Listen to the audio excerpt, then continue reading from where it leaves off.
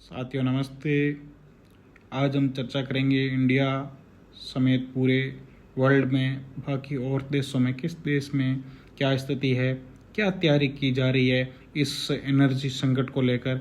क्योंकि मध्य क्षेत्र से पश्चिमी एशिया के जितने खाड़ी देश है वहाँ कहीं से भी एनर्जी की सप्लाई नहीं हो पा रही है, ना गैस की हो पा रही है, ना पेट्रोल डीजल, ना क्रूड ऑयल, कच्चा ऑयल, किसी प्रकार की सप्लाई बाधित है, ठप है। इस युद्ध की वजह से लगभग के हमलों में सभी जो बड़ी कंपनियां हैं उनमें काम रुका हुआ है, उनको काफ़ी नुकसान हुआ है, उनको प्रिपेयर होने में, रिपेयर होने में, रेडी होने में और सप्लाई में काफ़ी समय लगेगा।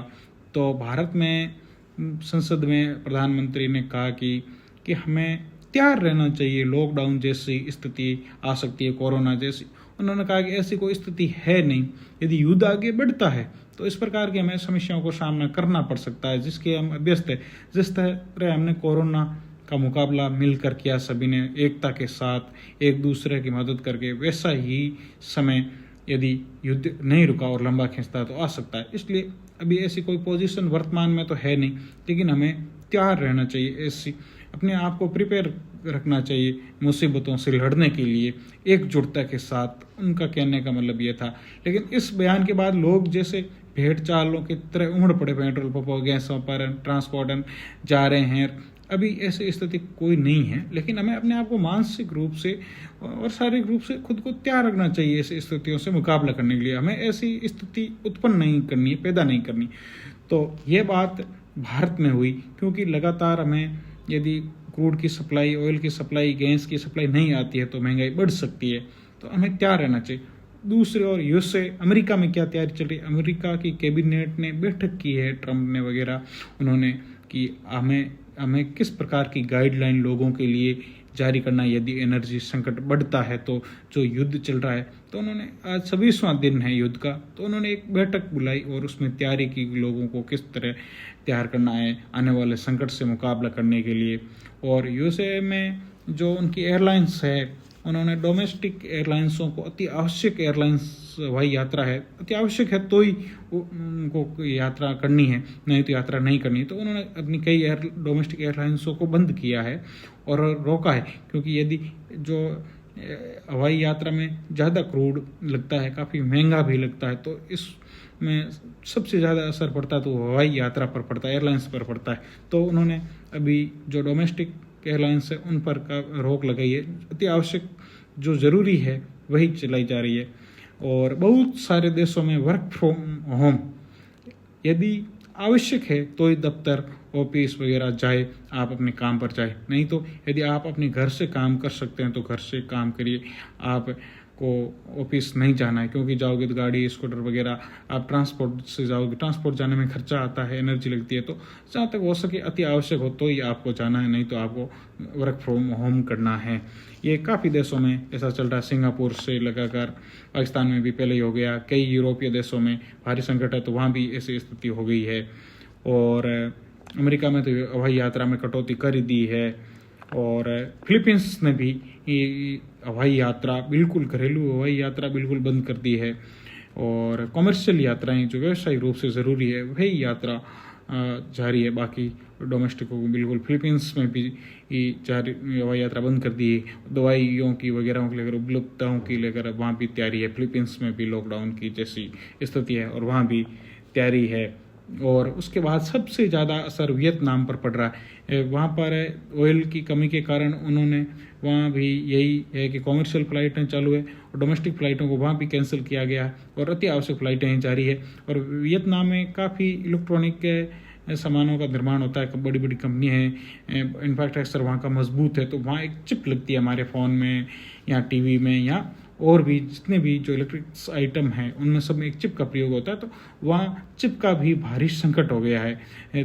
तो इस कारण वहाँ भी ट्रांसपोर्ट को कम किया गया है और काफ़ी खतरा बढ़ा है। बात करें, साउथ कोरिया के पीएम ने कहा है कि एनर्जी को बचाओ, अति आवश्यक होने पर ही आप मतलब घर से बाहर निकले।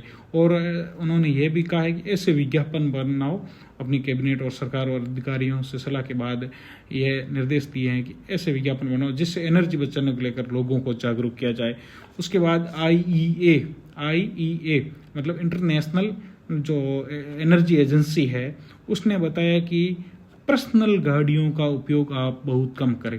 पर्सनल गाड़ियों का यदि हम उपयोग करते हैं तो उसमें खर्चा ज़्यादा आता है। सभी लोग पर्सनल गाड़ियों से जाते हैं। एक बस में 100 लोग यात्रा कर सकते हैं और 100 लोग यदि अलग गाड़ी से जाएंगे तो ज़्यादा उसमें एनर्जी का खर्च होगी। तो इसलिए आप जहाँ तक हो सके बसों से यात्रा करें, ट्रेन से यात्रा करें, पब्लिक ट्रांसपोर्ट से मतलब यात्रा करें, ऑटो टैक्सी वगैरह जिसमें लोग सवार हो गए, अधिक लोग जा सकते हैं तो उनसे यात्रा करें और जहाँ तक हो सके आप एनर्जी को खर्च करने से बचें। तो इस बीच सब क्या हुआ, एनर्जी की तो एक और कमी थी लेकिन रूस सप्लाई कर रहा था। तो यूक्रेन ने भी जो सबसे बड़ा उनका रशिया का ऑयल टर्मिनल था, जहाज था, उस पर हमला करके उसको तबाह कर दिया है। अब ये ईरान और इजराइल और अमेरिका के बीच तो चल रहा था तनाव, तो अब रूस भी थोड़ा रंग बदल रहा है इस युद्ध में। तो उसने भी रशिया का जो ऑयल टैंकर था उसको उस पर हमला करके, ड्रोन से हमला करके उसको तबाह कर दिया। और पश्चिम जो यूरोप के देश है पश्चिम के, वो भी कहीं न कहीं जो रूस के जहाज जा रहे हैं उनको हिरासत में ले रहे हैं और उनकी रूस की जो ऑयल सप्लाई उसको बाधित कर रहे हैं। उनका कहना है कि रूस यदि ऑयल सप्लाई करेगा और कमाई करेगा तो वो फिर यूक्रेन पर हमला करने में इसे खर्च करेगा, ये कमाई कर, तो वो रूस उसकी कमाई में भी बाधा डाल रहे हैं।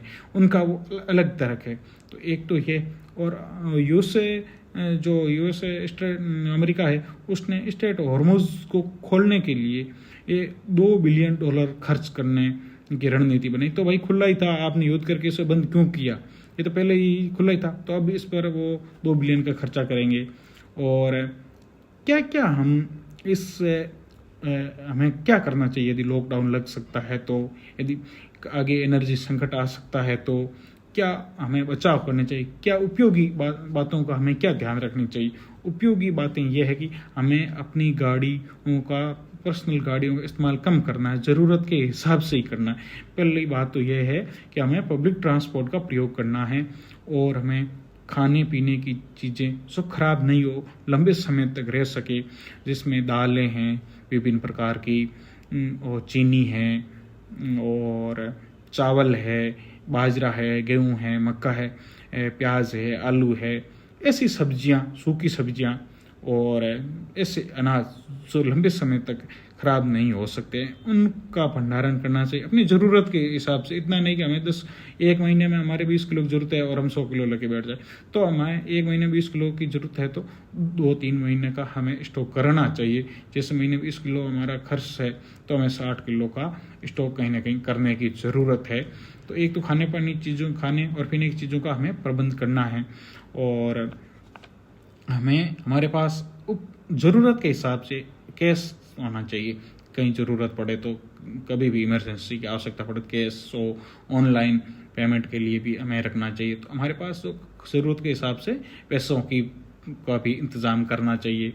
और पैसों के बाद में हमें जो हमारे घरों में बुजुर्ग है, कोई बीमार है, तो उनकी दवाइयों की भी उपलब्धता करनी है, तैयारी करके रखनी है। जैसे कोरोना में कई लोग के दवाइयों के, हॉस्पिटलों की, कई बड़े बड़े हॉस्पिटलों से इलाज चल रहा था और समय पर नहीं ला सकते तो उनको काफ़ी परेशानियों का सामना करना पड़ा। तो इस समय हमें हमारे हिसाब से तैयारी करनी चाहिए, दवाइयों की उपलब्धता करनी चाहिए। कोई गंभीर रोगी है, बीमारी है, जिनके लंबे समय से इलाज चल रहा है और बाहर से दवाइयाँ ला रहे हैं, तो उन्हें दवाइयों का पुख्ता इंतज़ाम करना चाहिए अपने हिसाब से, ताकि मरीजों को, बीमार है उनको समस्याओं का सामना नहीं करना पड़ जाए। यदि फिर पब्लिक ट्रांसपोर्ट बंद हो गए, ऑयल की, एनर्जी की कमी आ जाती है तो हमें दिक्कत का सामना करना पड़ेगा। तो इस प्रकार आप छोटी छोटी बातों का ध्यान रखें। हमें भीड़ के साथ इकट्ठा होकर ऐसी मारामारी करके ये व्यवस्थाएं नहीं बनानी, आराम से धीरे धीरे व्यवस्थाएं बनाइए। एक दिन आज इसका प्रबंध किया, दूसरे दिन और दूसरे की, ऐसे 5-7 दिनों में आप कम से कम अपना प्रबंध करके रखें इमरजेंसी का। तो यह बात थी। आप सभी साथियों से निवेदन है, लाइक करें, कमेंट्स करें और शेयर करें और मेरे यूट्यूब चैनल को भी सब्सक्राइब करें। आपको ये बातचीत कैसी लगी ज़रूर अपनी राय दीजिए। धन्यवाद, नमस्कार।